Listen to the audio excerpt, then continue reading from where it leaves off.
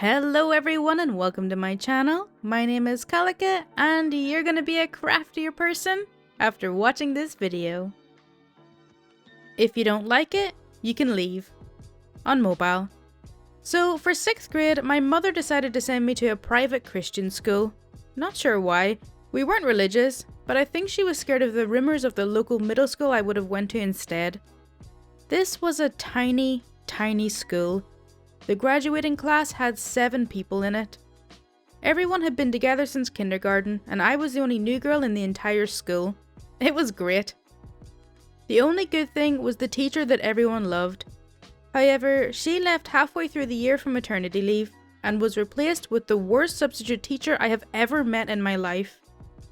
Unable to control the small classroom of 15 rude opposing directions, it wasn't long before the entire class hated her.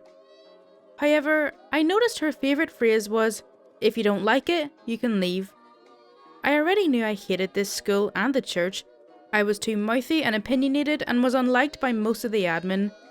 So, one day I made sure to annoy her, sigh loudly when she's talking, maybe an eye roll or two. It wasn't long before she threw her go-to line at the class.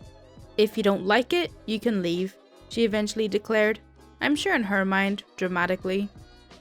So I left. I walked out of the class and sat in the hallway. The principal, and I forgot this, but at this school your parents had to either allow the principal to paddle you with a big plastic paddle, or they had to call your parents who would leave work right then and discipline you immediately. I know my mum signed the paper saying this guy could paddle me, but I hated this sub enough to risk it.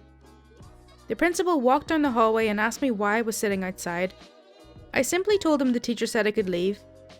The only fallout was my poor pregnant teacher came back to finish out the year. I feel bad for that. But don't tell a bunch of 6th graders to leave if they don't like it, 'cause which? Bye!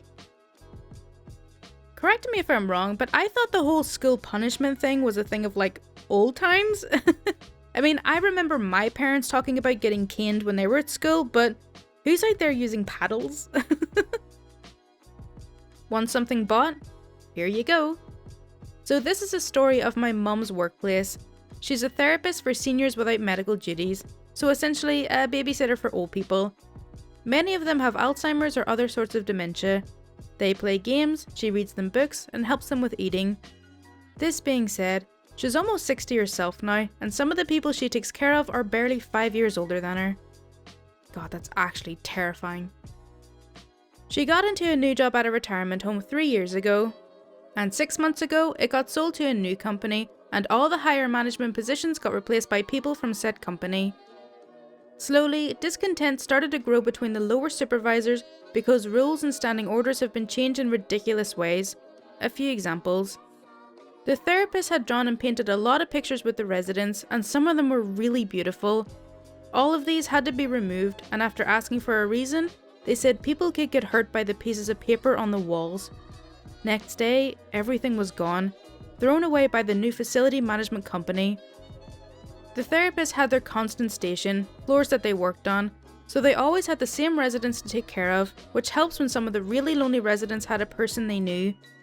The new management put a new rotation into effect, that all therapists go up a floor each week, and there's 5 floors, so that they would only see their regular residents every 5 weeks.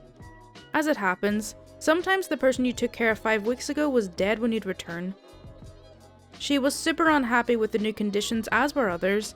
Quite a few of her colleagues quit the job and new applicants were rare, so they had to take care of more residents, shortening the time they can watch after 1 resident per day. Ultimately, she decided to quit too. Sure, it's crap for the residents, but this work environment made her actually sick. One day on her last week, one of the executives of the new management was there, and she happened to be working on the same floor that week. She was called into the meeting to buy food for the conference, and the executive gave her a very detailed list of what to buy. It was relatively expensive altogether. She objected, saying she had 20 residents to take care of and that her contract didn't include shopping. The boss interrupted her, saying, "You work for me, so do your job and do what I say." As she left the room to comply, he also said to bring him a bottle of whiskey. She got his private credit card for that. She left and went shopping. She bought exactly what was on the list, and finally she took a super crappy bottle of scotch and put it on the same transaction.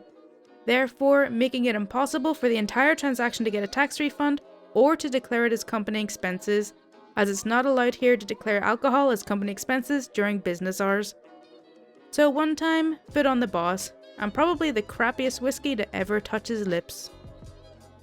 Damn, I mean, like, good malicious compliance and everything, but I feel sorry for literally every resident in that facility. I really hope that this story was like a long time ago and things are much better now, but wow. Mum figures out how to get paid to be a mum. My mum and dad got married in 1981. At 18 years old, I've been happily-ish most of the time married since. To make the complexities of their dynamic brief, my mum is a type A, Minnesota nice suburban housewife. She's the kind of friend who will hold your hand at chemotherapy appointments and pick up your kids from school if they're sick but you're at work. My dad is an eccentric, successful financial fiduciary and had been a highly functional stoner and alcoholic since maybe 1975. My dad brings in all the money but has no control over it. Mum does exemplary bookkeeping and makes sure everything is paid. One day in 2011, my mum was complaining to my father about the finances, and frustrated, my father snapped at her. Well, if you don't like it, why don't you go out there and get a job then? Mum basically said, fine.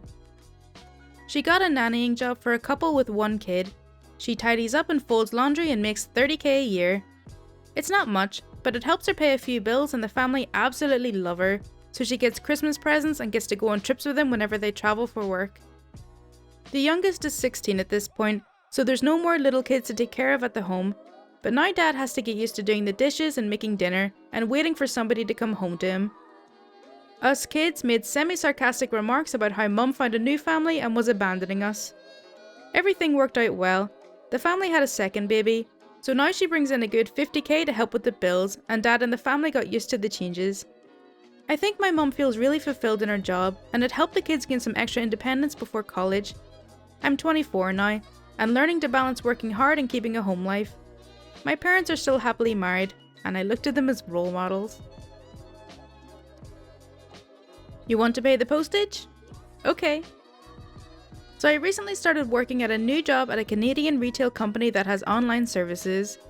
My job is mainly to pick items that were ordered online from the store aisles or from our warehouse, arrange for them to be picked up, and then have them ready to go by a set time every day. We average about 5 to 6 items per day, most going to places that are between a half-hour to 2-hour drive distance, depending on the direction it goes, as other retail stores can cover the same area better than we can.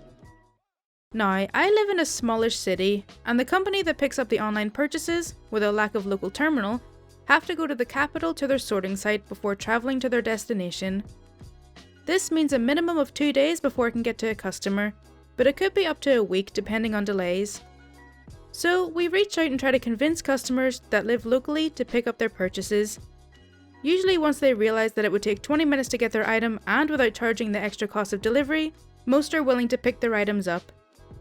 Now, of course, there are exceptions. I'm not talking about the elderly and physically disabled who cannot make such a trip. We implemented at our store a delivery exemption initiative for these people. We deliver to them for free. No, we're talking about this one customer. He lives literally down the street from the store, as in a 3-minute drive down the street, as in we have employees who walk past his house, and he ordered not 1, not 2, but 3 items, put just over $500 on his credit card for this, and wanted them shipped out to him via the delivery company. We saw immediately that it would cost him almost half on top of what he's paying for the items to ship. I forgot to mention that all postage is paid by the customer. So I called the customer, explaining that where his purchases were coming from, the extra cost and time of delivering these through the company, and that he could save both if he came to pick up the items he ordered. His response? I have ordered these online and I expect that they will be sent. I clearly tried to explain that his items were coming from down the street, not from a store elsewhere in the province. His response? I don't care where they come from. I expect my online order to be delivered as you would with anyone else. Okay, will do. Cue malicious compliance. After hanging up, we did as asked. I let the manager know about his order and his instructions, which he laughs and shrugs his shoulders. We picked the items, scheduled a delivery for said items, had all 3 picked up.